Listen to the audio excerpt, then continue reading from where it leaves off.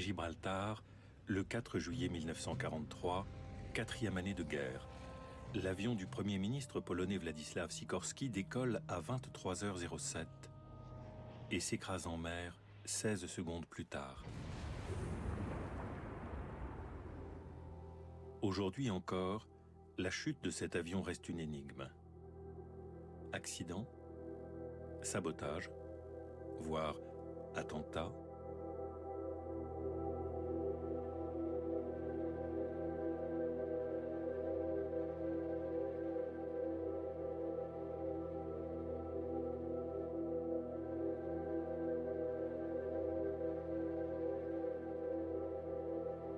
Sikorski était l'allié de Staline et de Churchill.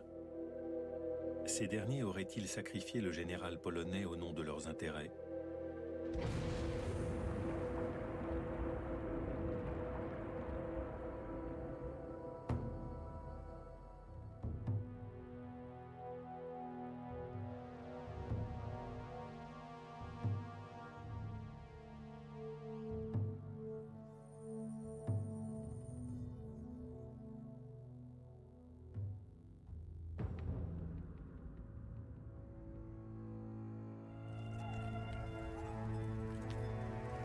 « 8 juillet 1943. Des soldats britanniques escortent le cercueil de Władysław Sikorski à travers les rues de Gibraltar. Respectueux témoignage de déférence envers le défunt, chef d'État et commandant en chef de l'armée polonaise en exil.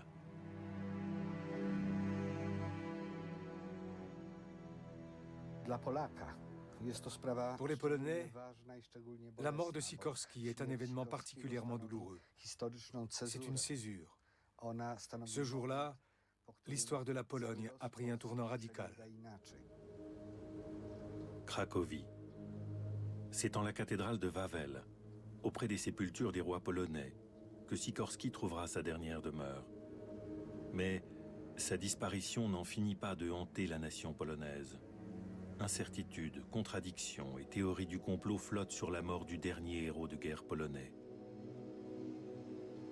Dans l'espoir d'éclaircir ces zones d'ombre, le parquet polonais fait procéder en 2008 à l'exhumation du général Sikorski, dont la dépouille sera examinée à l'Institut de médecine légale de Cracovie.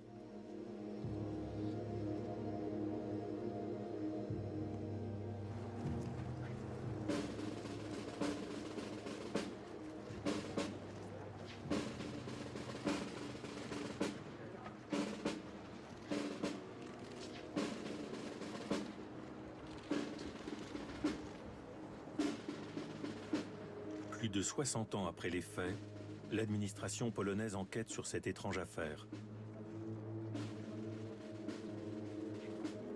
Car il s'agissait peut-être d'un meurtre.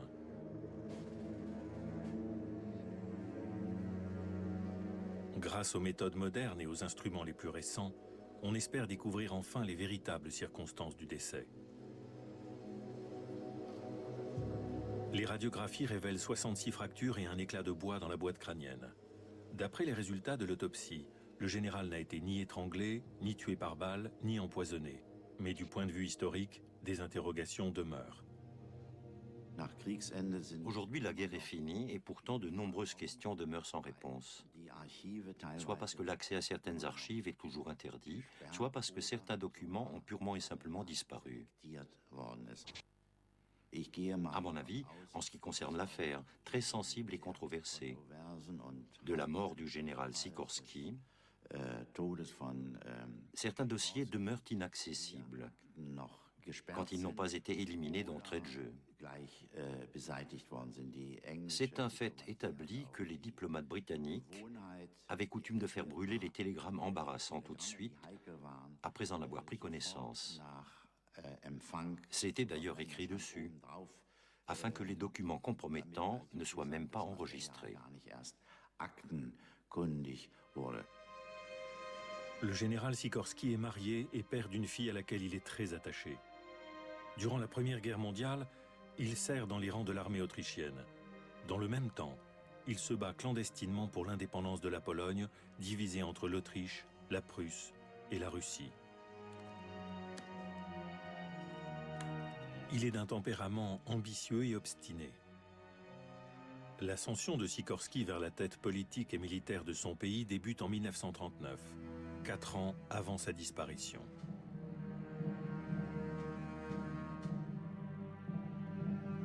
Pendant l'été 1939, les ministres de l'extérieur Ribbentrop et Molotov négocient à Moscou le pacte germano-soviétique de non-agression. Dans un protocole secret, les partenaires de la nouvelle coalition s'accordent sur une répartition de la Pologne entre le Reich et l'Union soviétique.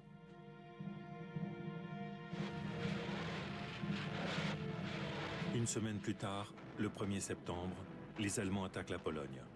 Celle-ci n'a aucune chance devant la superpuissance allemande.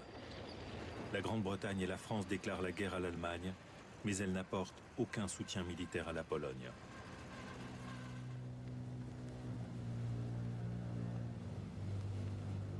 Hitler célèbre sa rapide victoire par un grand défilé à travers Varsovie.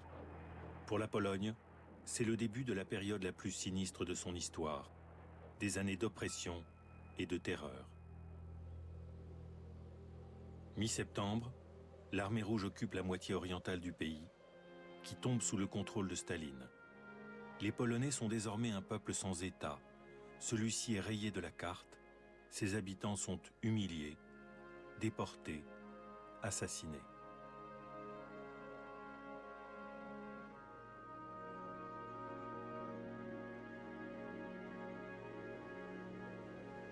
Des milliers de soldats polonais sont faits prisonniers par les Allemands ou les Soviétiques.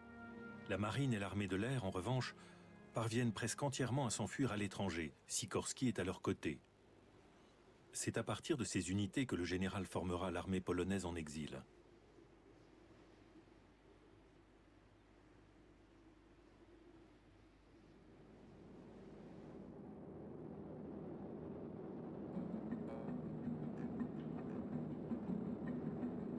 Sikorski s'envole pour Paris, où il a des soutiens, des amis. Il parle bien français, car il a travaillé naguère pour les services secrets de l'Hexagone. Il réunit autour de lui les réfugiés polonais et forme le gouvernement polonais en exil, dont il devient le Premier ministre.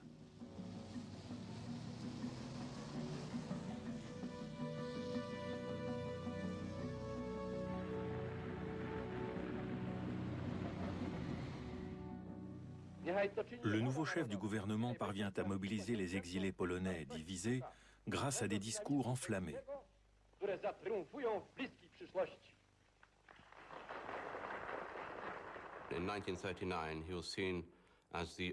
En 1939, il était perçu comme le seul chef possible de la nation polonaise en lutte. Il est venu en France très tôt, après la défaite de la Pologne en septembre 1939. Il a tout de suite été nommé Premier ministre et commandant en chef des forces armées polonaises. Il avait une aura fédératrice et gouvernait avec une coalition des 4 principaux partis, ceux-là même qui avaient auparavant constitué l'opposition. En 1940, la France est à son tour écrasée par les Allemands en quelques semaines. Sikorski et son gouvernement en exil, ainsi que certains éléments de l'armée polonaise, parviennent cette fois encore à fuir à Londres. Sikorski est accompagné de sa fille Zofia, jeune femme énergique et intelligente. Père et fille sont très proches. Elle est sa secrétaire, effectue pour lui des traductions car il parle à peine anglais, et l'assiste également en matière politique.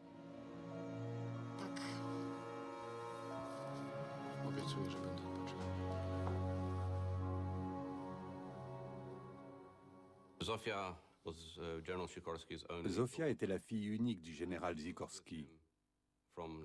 À partir de 1939, elle était toujours à ses côtés, tout comme sa femme. Le père et la fille étaient très unis. En tant que membre des services auxiliaires féminins de l'armée polonaise, elle pouvait accompagner son père quand il inspectait les troupes.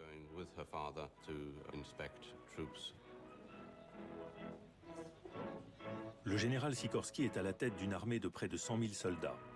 Ils se battent aux côtés des Alliés sur tous les fronts, en France, en Angleterre et au Proche-Orient.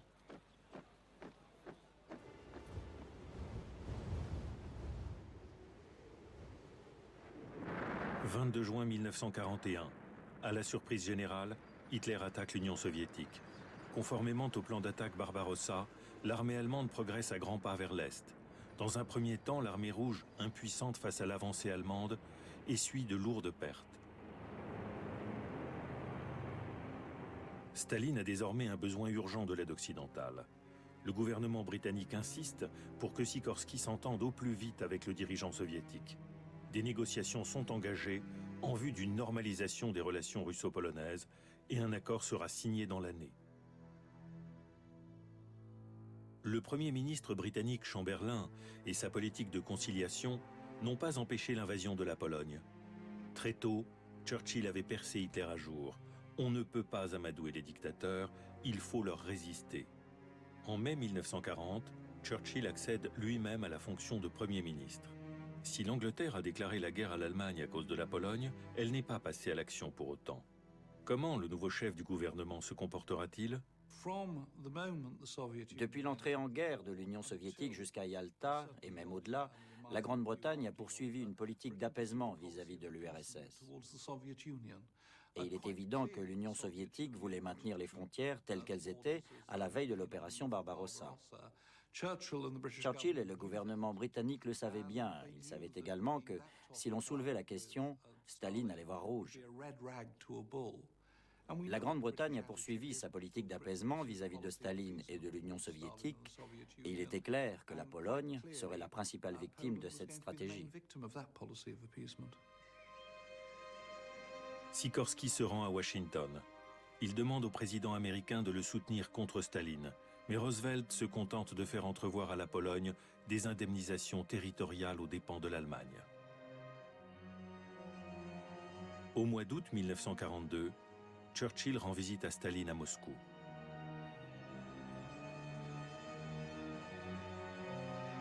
C'est la première fois qu'ils se rencontrent. Churchill refuse d'ouvrir le deuxième front promis à l'Ouest. Staline est furieux. Churchill, impressionné, quasiment fasciné par le dictateur, n'évoque pas la question de la future frontière de la Pologne. Le 13 avril 1943, Radio Berlin annonce: Durch Zufall stieß man auf die Mordstätte, wo vor 3 Jahren die polnischen Offiziere von der GPU liquidiert wurden. Ein Oberleutnant der deutschen Feldpolizei hatte aus Gerüchten, die bei der Zivilbevölkerung umliefen, entnommen, dass eine große Menge polnischer Offiziere im Wald von Katyn ermordet worden war. Amtliche Vernehmungen ergaben nun, dass im Frühjahr 1940 täglich mehrere vergitterte Eisenbahnwaggons mit polnischen Offizieren in die Nähe des Waldes gefahren wurden. Aus dem Walde wurde einige Zeit später Schießen und Schreien vernommen.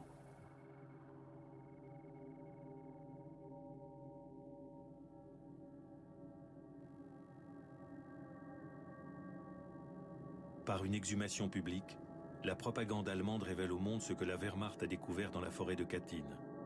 Goebbels exploite l'événement afin de discréditer les soviétiques. Entre le 28 et le 30 avril, une commission internationale de 12 médecins légistes procède à un examen des charniers. Sans doute, le général Sikorsky a-t-il lui aussi eu connaissance de leurs conclusions.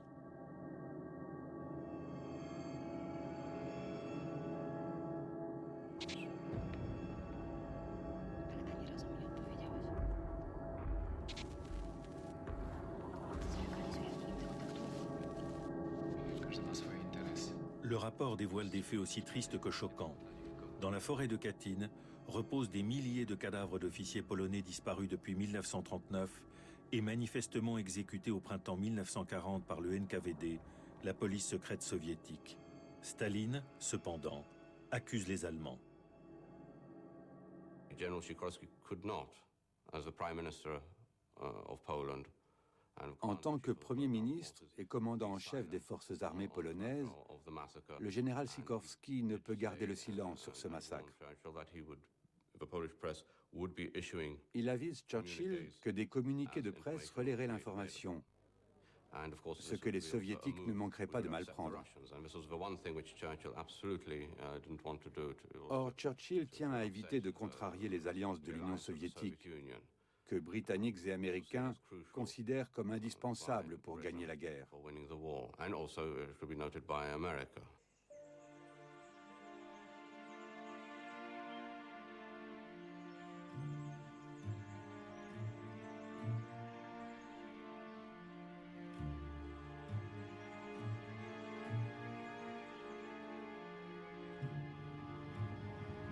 Katyn va diviser Sikorsky et Churchill. Celui-ci se montre de plus en plus réticent. Il veut éviter d'avoir à choisir entre ses deux alliés, la Pologne et l'Union soviétique. C'est pour la liberté de la Pologne que la Grande-Bretagne a déclaré la guerre à l'Allemagne. Mais la situation a changé.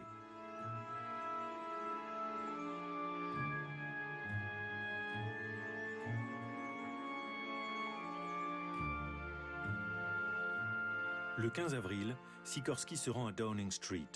C'est en vain que Churchill tente d'apaiser le général. À l'encontre des conseils insistants du Britannique, Sikorsky demande à la Croix-Rouge internationale à Genève de procéder à un second examen des charniers. La pression sur Churchill est énorme. Il a besoin de Staline dans la lutte contre Hitler et il ne faut pas que Katyn vienne envenimer une situation déjà tendue.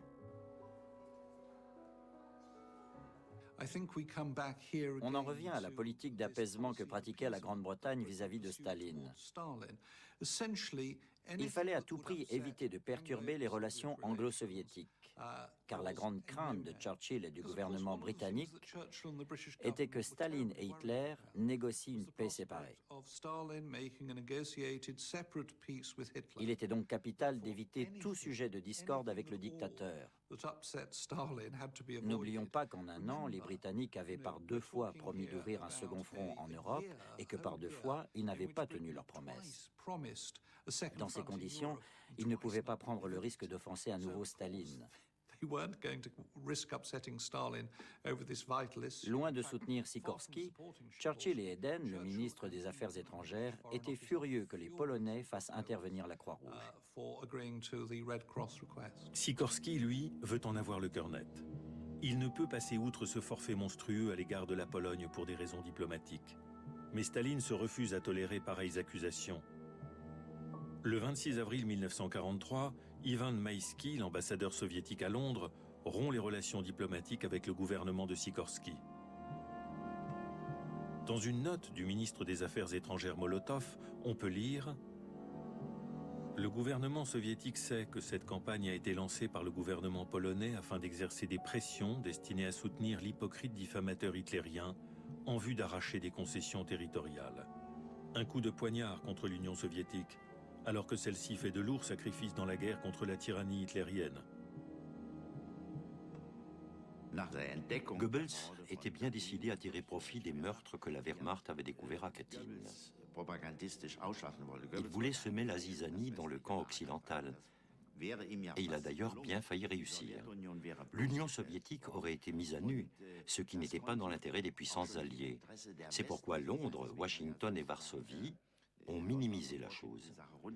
En effet, l'Union soviétique ne pouvait en aucun cas se permettre d'être mise au pilori en tant que nation assassine, à l'origine de l'exécution de dizaines de milliers d'officiers polonais. C'était inimaginable, et les Polonais auraient dû le savoir. Staline lui-même envoie des télégrammes et se plaint, notamment à Roosevelt, de Sikorsky. Il insinue que le général et premier ministre polonais serait un collaborateur nazi qu'il faudrait brider. Roosevelt prend certes la défense de Sikorsky, mais il concède qu'en ce qui concerne Katyn, les Polonais commettent des erreurs.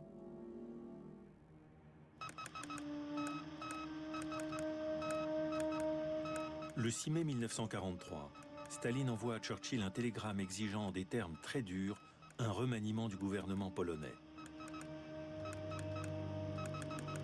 Il y a tant de partisans de Hitler dans le gouvernement polonais et Sikorsky est si impuissant que, même s'il le voulait, il n'est pas sûr qu'il ait les moyens d'être loyal vis-à-vis de l'Union soviétique.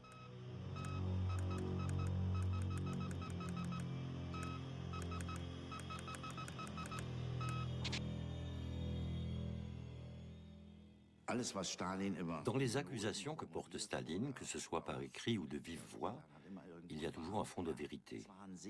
L'Allemagne hitlérienne et la Pologne ont entretenu d'excellentes relations. Il existe des photos de début 1939 où on voit Himmler, en grande tenue, sur la place de la gare à Varsovie. Il y a eu des négociations secrètes en vue de lutter contre les bolcheviks. Berlin et Varsovie se rejoignaient sur le terrain de l'anti-bolchevisme.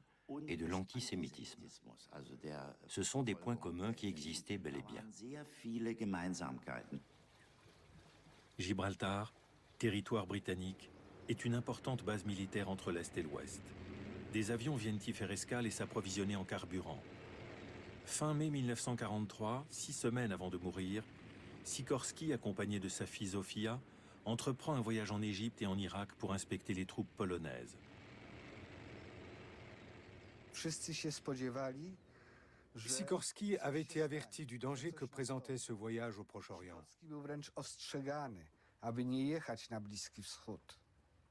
Churchill l'a appelé chez lui à 2 reprises, lui demandant de ne pas emmener sa fille Zofia parce que c'était extrêmement dangereux. À mon avis, sa mort était prévisible.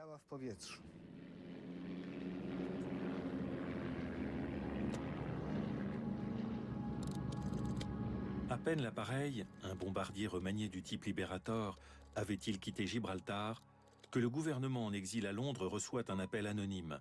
L'avion se serait écrasé au décollage, Sikorski serait mort. Quelques heures plus tard, l'avion atterrit sans encombre au Caire et l'appel est traité comme une mauvaise plaisanterie. Je pense que c'était un message de menace destiné à Sikorski. En gros, cela voulait dire « On sait pourquoi tu te rends au Proche-Orient. Si tu n'y renonces pas, tu vas mourir. » C'était un avertissement.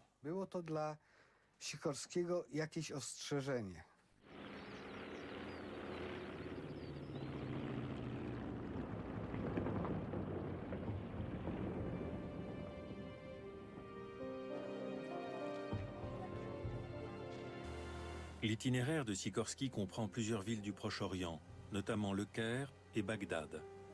Il visite les camps de l'armée polonaise, s'entretient avec ses généraux et inspecte les troupes en Irak, en Jordanie et en Palestine.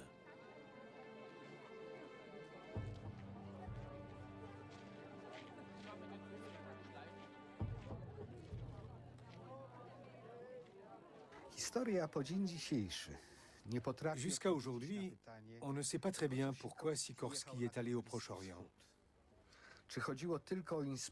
S'agissait-il uniquement d'aller inspecter les troupes ou y avait-il autre chose? D'après certaines sources, Sikorski aurait reçu à Beyrouth, des mains de Franz von Papen, l'ambassadeur allemand à Ankara, un dossier concernant le massacre de Katyn. Nous savons que des Britanniques ont tenté d'intercepter ces valises au Caire.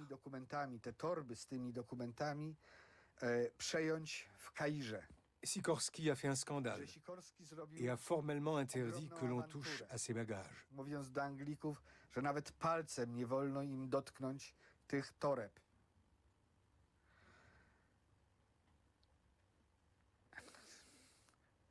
Il était vraisemblablement en possession de ces documents à son arrivée à Gibraltar. Mais on ne sait pas ce qu'ils sont devenus.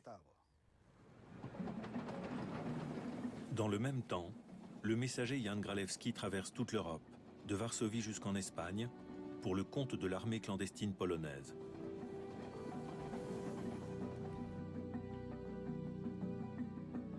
Qui est ce Jan Gralewski? Quels documents secrets transporte-t-il? Quelle est sa mission? Son rôle n'a jamais été élucidé.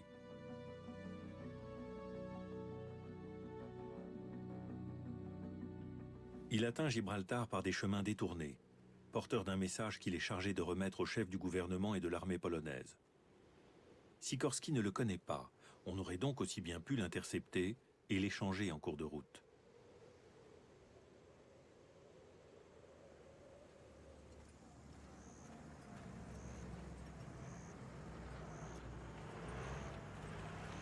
Le Caire, le 3 juillet 1943. Le général Sikorski, sa fille Zofia et leurs accompagnateurs arrivent à l'aéroport peu avant l'aube. L'appareil qui doit les ramener à Londres via Gibraltar est prêt. Il est mis à disposition par le gouvernement britannique. Panie generale, melduję Liberatora gotowego do lotu. Dziękuję.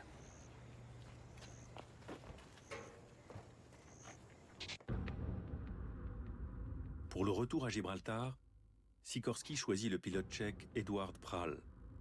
Le général, qui a déjà voyagé avec lui, est convaincu de ses capacités hors normes. En gage de sa confiance, il lui a fait cadeau d'un étui à cigarette en argent, où a été gravée une dédicace. Au Caire, outre Zofia, la fille de Sikorsky, et 2 proches collaborateurs, 2 Anglais en civil montent à bord. S'agissait-il d'agents des services secrets britanniques ?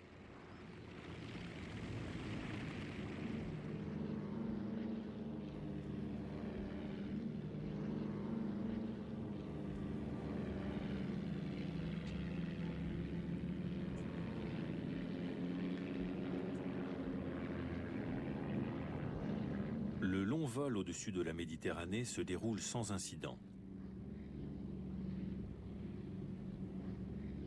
En fin d'après-midi, le rocher de Gibraltar est en vue. Le Liberator se pose à 18h37 sur la courte piste d'atterrissage. Cet aéroport, qui n'est pas public, est entièrement sous le contrôle de l'armée britannique.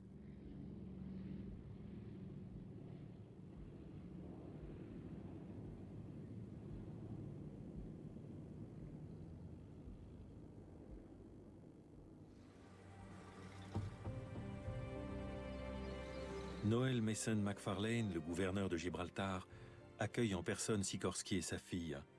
Le général, Zofia et les 2 accompagnateurs se verront attribuer pendant 24 heures des chambres au palais. Leur arrivée est immédiatement communiquée à Londres.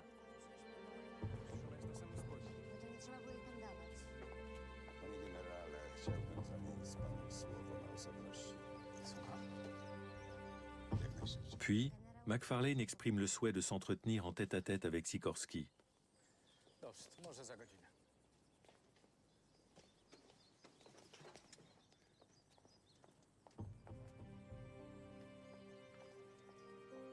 Le gouverneur explique que l'ambassadeur soviétique Maïski arrivera de Londres tôt le lendemain matin.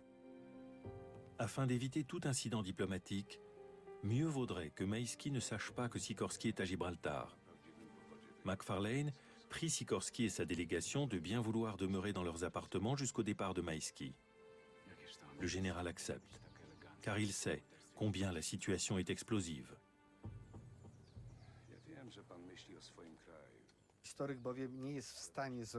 En tant qu'historien, j'ai du mal à comprendre comment l'ambassadeur soviétique et le général Sikorsky ont pu, par hasard, se trouver à Gibraltar le même jour. Étrangement, l'histoire a oublié que Maïski part de Londres alors que Sikorsky se trouve déjà à Gibraltar. Manifestement, Maïski a été envoyé par quelqu'un qui voulait que les 2 hommes se rencontrent. Le soir, le gouverneur McFarlane invite Sikorsky et Zofia à un dîner de gala.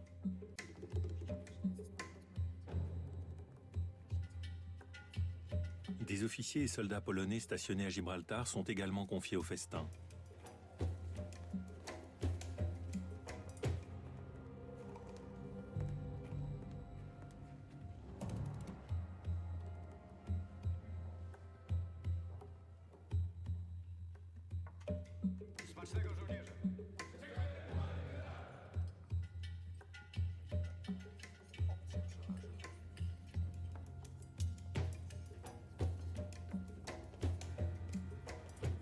Au cours du repas, le messager Jan Gralewski demande à Sikorsky s'il peut lui parler seul à seul, ce que les accompagnateurs du général cherchent à empêcher. Pourtant, ce dernier accepte.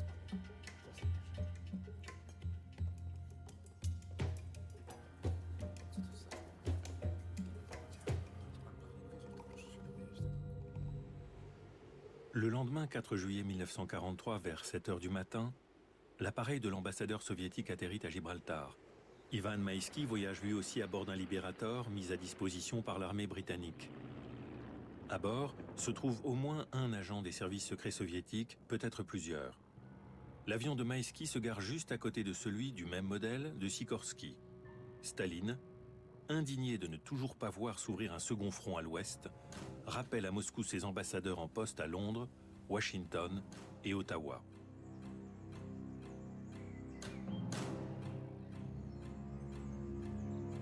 S'agit-il vraiment d'un hasard si Ivan Maïski se trouve à Gibraltar en même temps que Sikorski?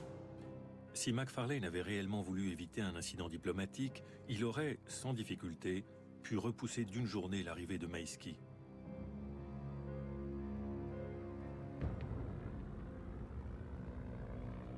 Une demi-heure après l'atterrissage de l'ambassadeur soviétique, un inconnu s'approche de l'avion de Sikorski et monte à bord. Macfarlane prend son petit déjeuner en compagnie de Maïski, tandis que les Polonais, comme convenu, restent dans leur chambre. Le jour de la catastrophe, le Liberator de Sikorski demeure longtemps sur le tarmac, sans surveillance, juste à côté de l'appareil de Maïski. Quelqu'un a-t-il profité de l'occasion?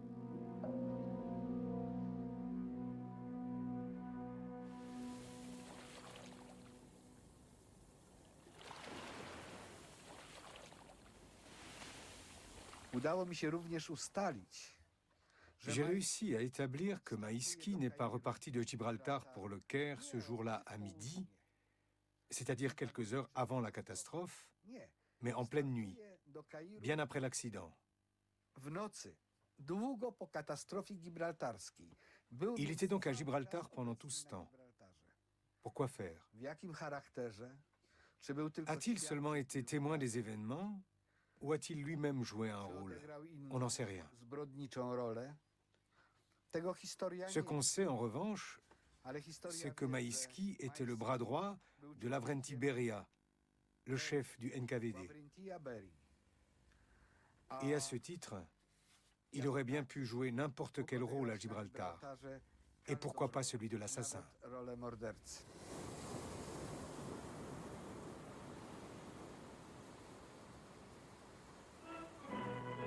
L'après-midi, le général Sikorski passe en revue les troupes polonaises stationnées à Gibraltar. Il est maintenant 14 heures, 9 heures avant que son avion ne décolle.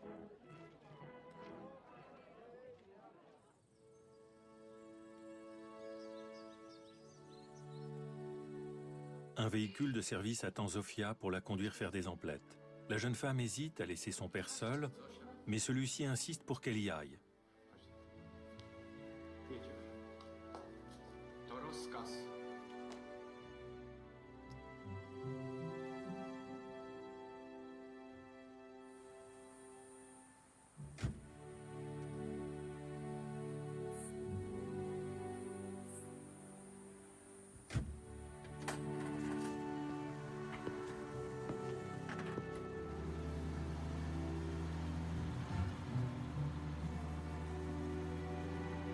À ce moment-là, le général est probablement en possession des documents allemands sur Katyn. Des listes font état des grades, noms et âges des victimes. Parmi elles figuraient bien des gens que Sikorski connaissait personnellement. La publication de ces listes à Londres pourrait faire exploser l'alliance anglo-soviétique.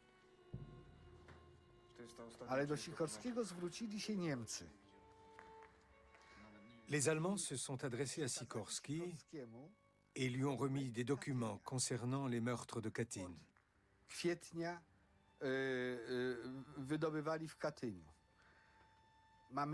Il est pratiquement certain que Sikorski détenait ce dossier quand il a quitté le Proche-Orient pour Gibraltar. Il est maintenant 18 heures, 5 heures avant le décollage. Le chef d'état-major polonais range soigneusement ses documents dans une valise. Le général et ses compagnons préparent leurs bagages pour le départ.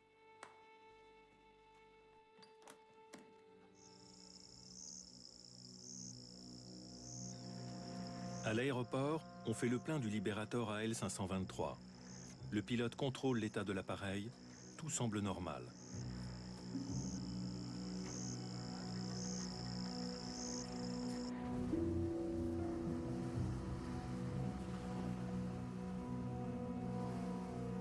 Puis les passagers, sans avoir été soumis au contrôle des passeports, sont conduits par petits groupes sur le tarmac. Jan Gralewski, le messager polonais, et les 2 Britanniques ayant rejoint l'expédition au Caire sont eux aussi du voyage.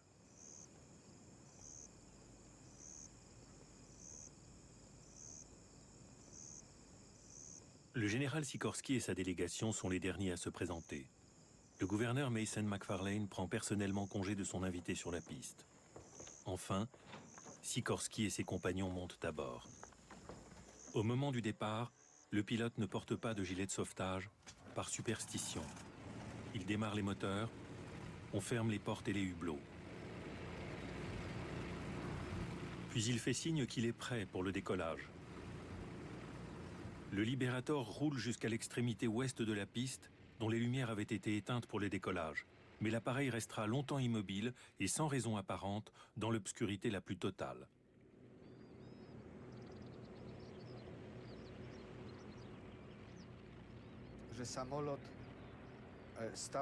C'est moi qui ai découvert que l'avion était resté très longtemps en bout de piste.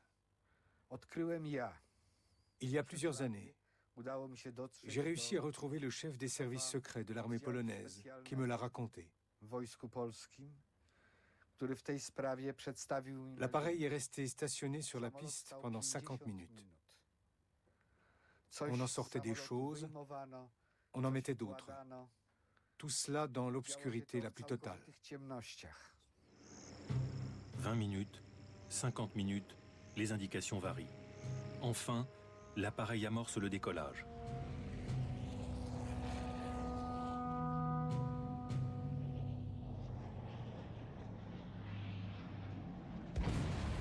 Et s'écrase en mer 16 secondes plus tard.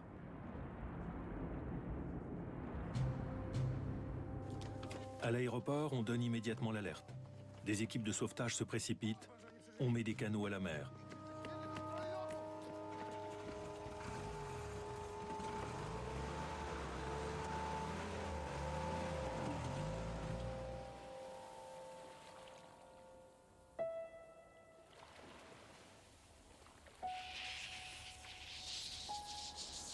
Quelques instants plus tard, 2 canots de sauvetage sont sur les lieux de l'accident. Le général Sikorski est retrouvé mort. Quant aux autres passagers, soit ils n'ont pas survécu à la catastrophe, soit ils ne sont pas retrouvés, comme Zofia, la fille de Sikorski. Un seul homme est ramené vivant à terre, le pilote Eduard Prahl. En dehors d'une fracture à la cheville, il est indemne. Curieusement, lorsqu'il est recueilli, il porte un gilet de sauvetage. Celui-ci n'a pas été enfilé dans la précipitation. Boucles et crochets sont tous soigneusement attachés. Prahl prétend cependant ne pas avoir porté de gilet de sauvetage. Interrogé au sujet de la catastrophe, il déclare que les commandes du Liberator s'étaient bloquées et que l'avion n'était plus manœuvrable.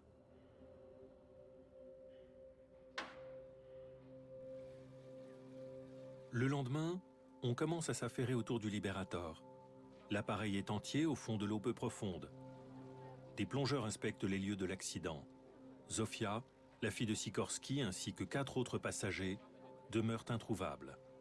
Tous les autres sont morts et ramenés à terre en même temps que des documents, des sacs postaux et des bagages privés.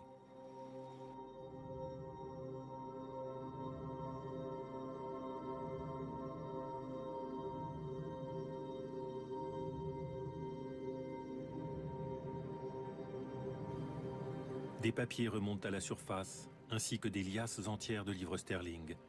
De l'avion, posé presque intact au fond de l'eau, on ne rapporte à terre que des pièces détachées.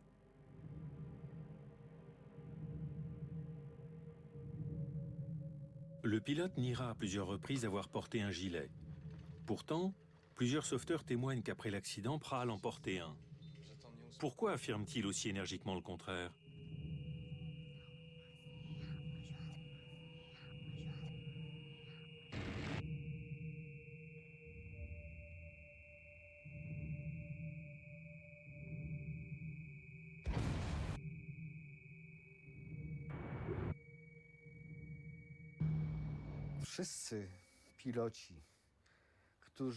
Les pilotes qui transportaient de hauts dignitaires étaient tous des officiers des services secrets.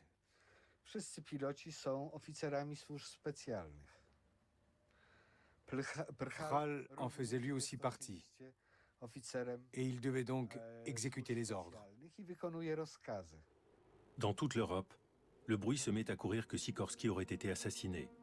Sa mort est d'abord annoncée à Berlin par la radio allemande. Manifestement, le consulat allemand, non loin de Gibraltar, a suivi de près les événements de la nuit.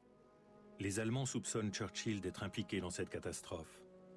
D'autres pistes remontent à Staline, d'autres encore à l'opposition polonaise. Dans les jours qui suivent, Churchill diligente une enquête sur les circonstances de l'accident. La commission ne trouve pas pourquoi les commandes se sont bloquées. Aucune erreur ne peut être imputée au pilote. Les Polonais ne reconnaîtront pas le rapport final de la commission, car les Britanniques ne les ont pas laissés y participer.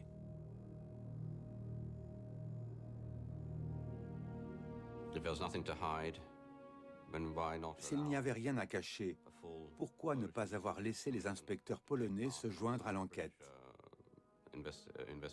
Un seul Polonais a été autorisé à y assister, mais uniquement en tant qu'observateur, et non pas à titre de membre à part entière du comité. D'après les conclusions de l'enquête, la catastrophe était un accident et la thèse du sabotage peut être exclue. Nous savons qu'il a beaucoup été question de sabotage à l'époque. Le gouvernement britannique a tenté de mettre fin à ces spéculations au moyen d'un rapport dans le Times. L'objectif étant d'affirmer « Il n'y a pas eu sabotage, c'est un accident ».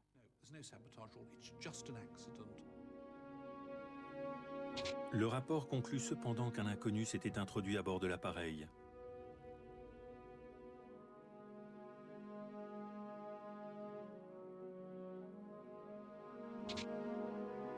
Il est également fait mention d'un sac postal, trouvé ce matin-là sur la piste. Mais bien des questions restent sans réponse. Qui était l'homme que des témoins oculaires ont vu gagner la rive à la nage, peu après la catastrophe? Que signifient ces quantités de livres sterling flottant sur l'eau après le drame? Pourquoi le pilote qui portait un gilet de sauvetage prétend-il le contraire? Pourquoi le rapport n'évoque-t-il pas la présence d'Ivan Maïski à Gibraltar? Et pourquoi les conclusions ne font-elles pas état des 66 fractures de Sikorsky? Les résultats de l'enquête avaient-ils été établis d'entrée de jeu? Des pistes ont été brouillées, de fausses preuves ont été apportées, tous les témoins n'ont pas été entendus. Quel a été le rôle de Churchill dans tout cela? Les bruits qui couraient sur la mort de Sikorsky ne se sont pas tus avec la fin de la Deuxième Guerre mondiale. En 1969, le gouvernement britannique se voit contraint de réexaminer l'affaire Sikorsky. Différentes publications avaient soulevé la question d'une éventuelle implication de Churchill dans un attentat. La commission d'enquête révèle que, compte tenu du fait que le Liberator n'avait pas été soumis à une surveillance constante, on ne pouvait plus exclure la possibilité d'une intervention sur l'appareil.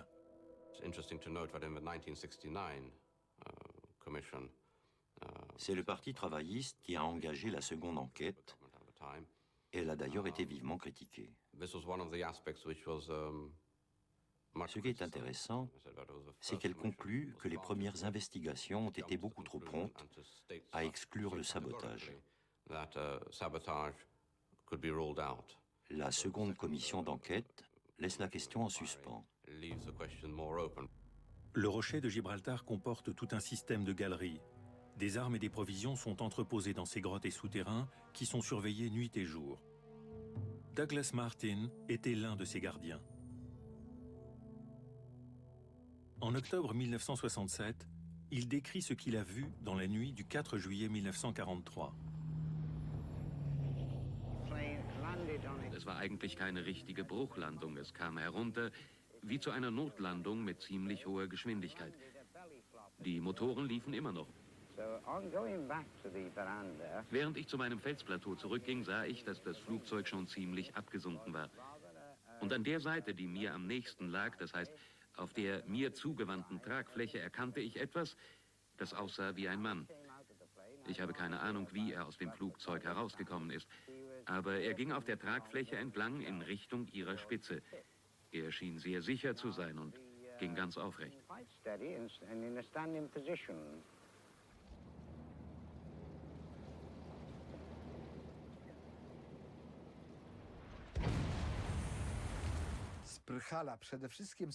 Personne n'aurait pu survivre à une catastrophe pareille, et sûrement pas le pilote, Edward Prchal.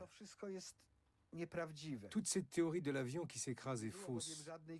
Il n'y a pas eu d'accident.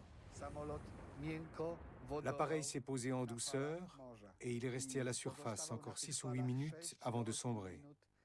La voilà la vérité. Quant à Pral, il ne faisait qu'exécuter les ordres.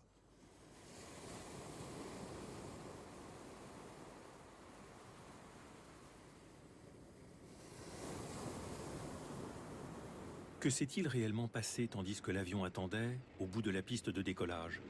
En 20 minutes, des agents secrets ont largement le temps de monter à bord, de mettre les passagers hors d'état de se sauver d'un avion en train de couler et de repartir.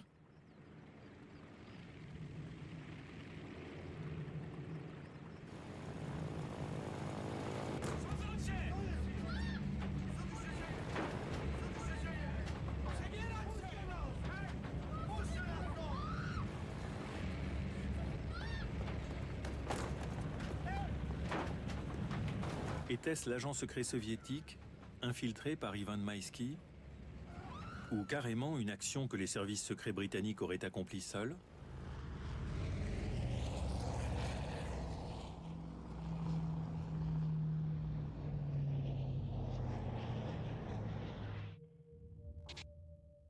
Le seul qui pourrait survivre à une catastrophe simulée serait le pilote. Étant donné son expérience, Pral était à même d'effectuer un amérissage délibéré. Et l'on pouvait le faire chanter. Pral faisait passer de l'alcool depuis le Proche-Orient vers l'Angleterre. Dans l'armée britannique, les contrebandiers étaient passibles d'un retrait de licence et d'un emprisonnement. Pral aurait-il été forcé de se plier à une manœuvre aussi risquée?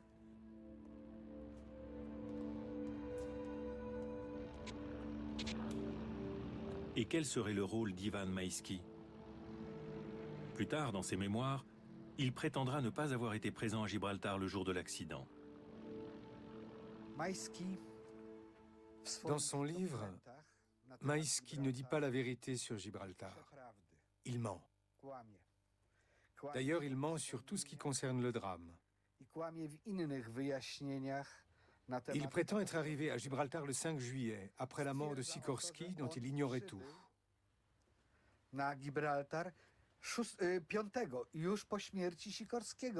Or, nous savons qu'il est arrivé la veille, c'est-à-dire le 4 juillet au matin, bien avant la catastrophe. Est-ce un hasard si Maïski et Sikorski se sont trouvés en même temps à Gibraltar? Curieusement, dans ses mémoires, Churchill ne dit pas un mot sur la mort violente de Sikorski. Le cercueil de Sikorski est transporté à Londres, au QG du gouvernement polonais en exil. Il est inhumé dans un cimetière militaire polonais, près de Nottingham. Ce n'est qu'en 1993 qu'un gouvernement polonais librement élu pourra faire transférer sa dépouille à Cracovie. Dans un discours radiodiffusé, Churchill déclare aux Polonais « Les soldats doivent mourir, mais par leur mort, ils aident à vivre la patrie qui les a mis au monde. » Pour Churchill, bien des choses sont désormais plus faciles. La disparition de Sikorski a conféré à Churchill une liberté d'action qu'il n'avait pas du vivant du général. Car celui-ci était un homme d'envergure qui incarnait le rôle qu'avaient joué et que jouaient les Polonais dans cette guerre. C'était un personnage prestigieux, un homme qui imposait le respect. Churchill et le gouvernement britannique ont eu beau jeu d'exercer des pressions sur les successeurs de Sikorski, car ceux-ci étaient loin d'avoir la même stature, moins connus, moins valeureux. Ils ont sensiblement facilité la tâche de Churchill en 1944 et 1945, quand il a livré la Pologne au bloc soviétique.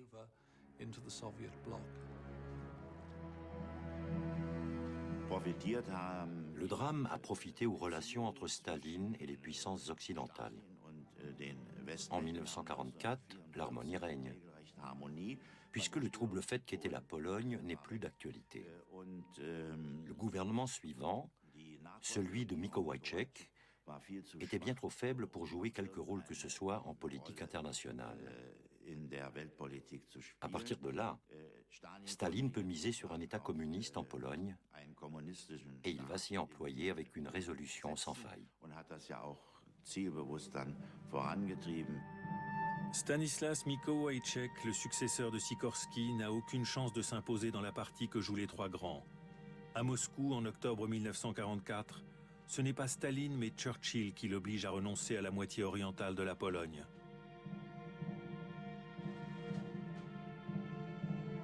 Churchill, qui voyage dans le monde entier, n'ira jamais en Pologne. Il dit dans ses mémoires « J'ai exercé une pression énorme sur Mikołajczak ». Et celui-ci note dans son journal « Churchill pointa son doigt sur moi et s'écria « Si vous les Polonais n'acceptez pas la frontière, les Russes vont envahir votre pays et liquider la population. »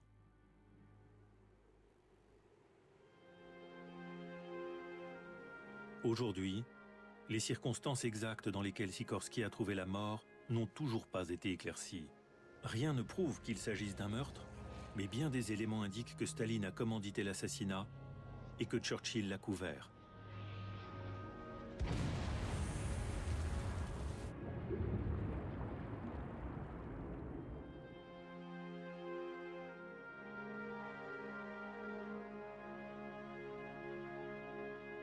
On quitte l'histoire pour l'actualité à chaud. Dans un instant, une enquête au...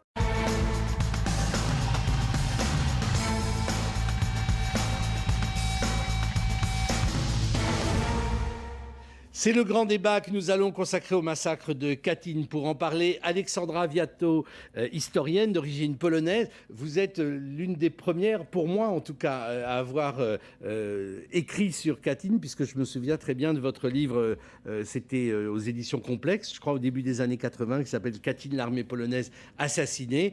Jean-Louis Panet, vous êtes historien, vous avez signé l'article de Katyn dans le dictionnaire du communisme chez Larousse, dirigé par Stéphane Courtois, qui est notre troisième invité, qu'on ne présente plus, historien et maître en œuvre de cette gigantesque somme, le livre noir du communisme et autres écrits, dont le dictionnaire du communisme qu'il a dirigé également. Puis Éric Zemmour, éditorialiste au Figaro Magazine.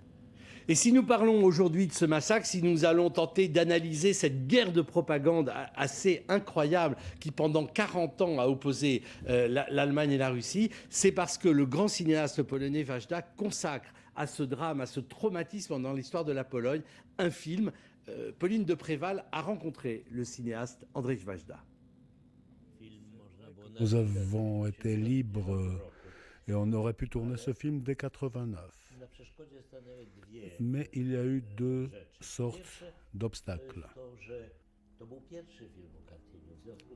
La plus grande difficulté résidait dans le fait que c'était le premier film sur Katyn à faire, donc il devrait contenir une sorte de totalité de savoir, quels que soient les personnages ou le déroulement de l'histoire. Et tout à fait à la fin, j'avais décidé de relier deux choses.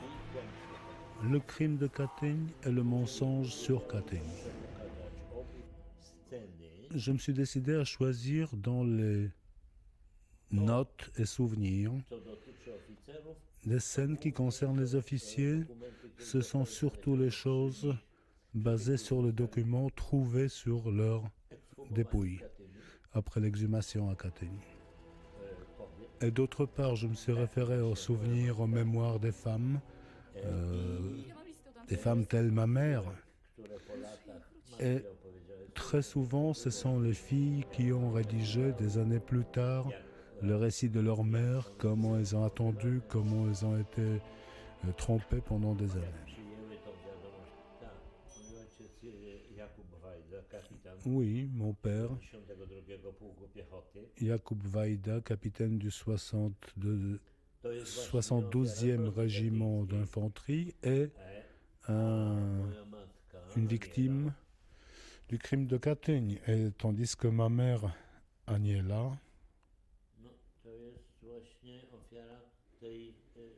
elle est la victime du mensonge. Vous savez,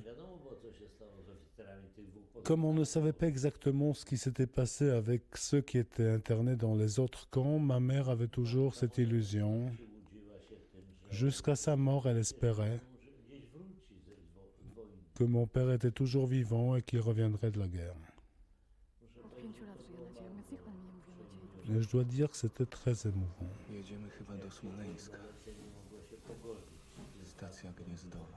Pour combien elle n'était pas en mesure d'accepter le fait que d'autres revenaient.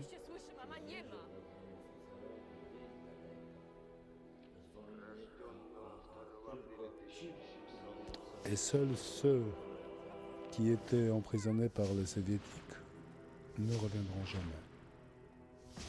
Je ne pouvais pas faire ce film avant, et je vais vous dire plus. Je ne pensais même pas arriver dans une situation où tourner un tel film serait possible. Il y avait l'Union soviétique, l'amitié polono-soviétique.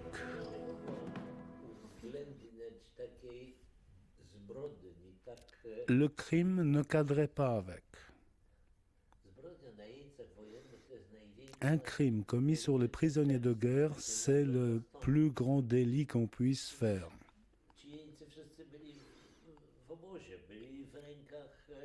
Toutes ces personnes se trouvaient entre les mains soviétiques, enfermées dans des camps. Et ils ont été condamnés uniquement parce que Staline savait qu'un jour, il allait prendre la Pologne. Et ces 22 000 intellectuels polonais pourraient s'y opposer un jour. Il faut se souvenir qu'à l'époque, les États-Unis et la Grande-Bretagne ont tout fait pour que ce crime ne soit pas un obstacle parce que la guerre contre Hitler durait toujours. Bon, mais une fois la guerre terminée, personne non plus ne se pressait à dévoiler la vérité. Donc on peut dire que dans cette affaire, les Polonais se sont retrouvés seuls. Andrzej Wajda, interrogé par Pauline de Préval. Alors, Alexandra Viato, on va peut-être déjà rétablir un peu les faits, raconter les faits, parce que l'histoire est embrouillée, évidemment. Puis après, on pourra analyser